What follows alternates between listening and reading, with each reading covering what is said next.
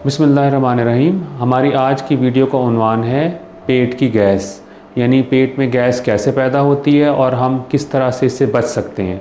अगर आप पेट की गैस के बारे में तफसीली मालूमात हासिल करना चाहें तो इस वीडियो को ज़रूर आखिर तक देखें। Get a chance to win a mobile phone. कैसे? मरहम के यूट्यूब चैनल को सब्सक्राइब करें, बेल के आइकन को प्रेस करें और 2 मिलियन सब्सक्राइबर्स तक पहुंचने में हमारा साथ दें। तो अभी तक सब्सक्राइब नहीं किया? जाओ यार सब्सक्राइब करो।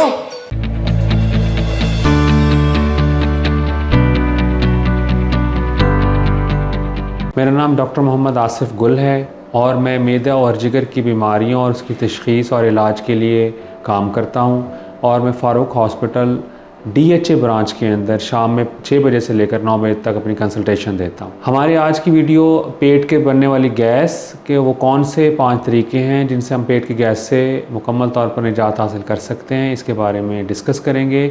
इस वीडियो के आखिर में मैं आपसे एक सवाल पूछूंगा और अगर आपने उस सवाल का सही जवाब दे दिया तो आपको मरहम एक फ्री वीडियो कंसल्टेशन ऑफ़र करेगी। तो हम चलते हैं अपने टॉपिक की तरफ। तो जनरली मैदे में या पेट में बनने वाली गैस की सबसे बड़ी वजूहात वो सब चीज़ें हैं जो हम अपनी खुराक में खाते हैं।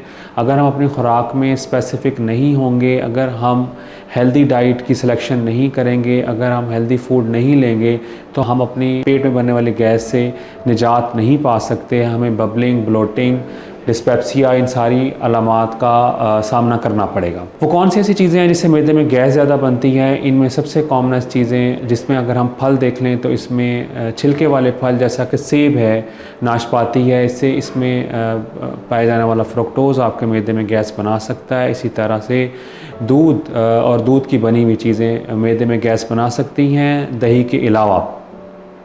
तीसरे नंबर पर हर वो चीज़ जिसके अंदर ऑयल का, तेल का कंटेंट ज़्यादा होगा, मिर्च मसाले ज़्यादा होंगे, वो भी आपके पेट में गैस बना सकती हैं।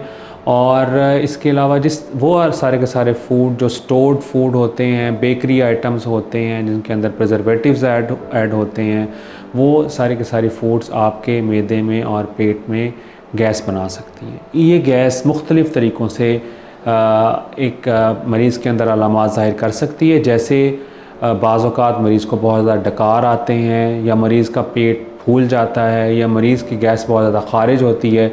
इन तीनों अलामात में से कोई भी अलामत अगर आपको आ रही हो तो इसका मतलब ये है कि आपके पेट में गैस ज़्यादा बन रही है और आपको उसके इलाज की ज़रूरत है। इलाज से पहले सबसे पहले हमने ये डिसाइड करना है कि पेट में बनने वाली गैस की वजह क्या है। उसकी एक वजह कोई ज़हनी दबाव हो सकती है, उसकी एक वजह आपकी ख़ुराक में ऐसी चीज़ों का इस्तेमाल जिन सारी ख़ुराक का, फलों का, खानों का मैंने पहले अपनी गुफ्तगू में ज़िक्र किया है, जिसमें ऑयल का कंटेंट, जिसमें मसालों का कंटेंट, जिसमें बेकरी आइटम, जिसमें stored food, pizza, burger, shawarma, अगर हमारी ख़ुराक के अंदर इनकी मिक़दार बढ़ जाएगी या इनकी टाइमिंग्स गलत हो जाएंगी तो ये सारी की सारी चीज़ें हमारे पेट के अंदर गैस बना सकती हैं और हमें जो ऑलरेडी बताई गई अलामात हैं उनका सामना करना पड़ सकता है।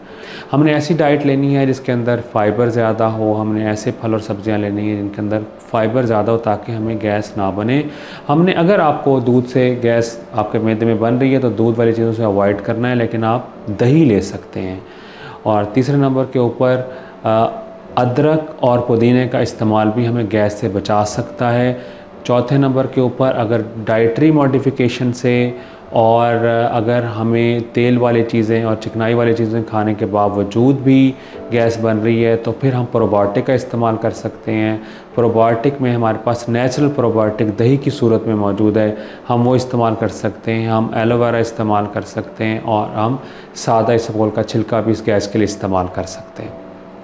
अगर इन चीज़ों से भी हमारे गैस को आराम नहीं आता तो फिर हम सिंथेटिक प्रोबायोटिक्स यूज़ कर सकते हैं, जिसके अंदर लैक्टस बैसिलस और मुख्तलिफ़ किस्म की प्रोबायोटिक्स मार्केट में अवेलेबल हैं और ये अपने डॉक्टर से मशवरा करके आप इस्तेमाल कर सकते हैं।